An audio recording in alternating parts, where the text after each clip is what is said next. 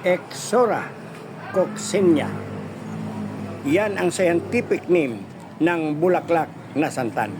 Nabighani tayo sa ganda ng santan, ngunit mas mabighani tayo sa kakayahan ng santan na tumulong sa mga problema natin sa pangkalusugan.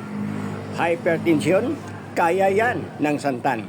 Hindi mo lang alam na sa harap lang ng iyong bahay may halaman na makatulong sa hypertension mo. Hindi na kailangan gumastos ka pa ng malaki kung may alam ka lang sa santan. Magkuha ka lang ng bulaklak ng santan, ilaga mo at inumin mo pag lumamig na. Ang santan, kahit ilang bisis ka uminom nito, ayon sa research nila, walang side effect ito. Makatulong at maraming mga chemical compound na naglalaman ang santan na para tulungan ka sa iyong problema sa hypertension. Huwag pabayaan na palaging tumaas ang dugo mo dahil mas malaking problema ang nasa harap mo kung hindi mo ito pansinin.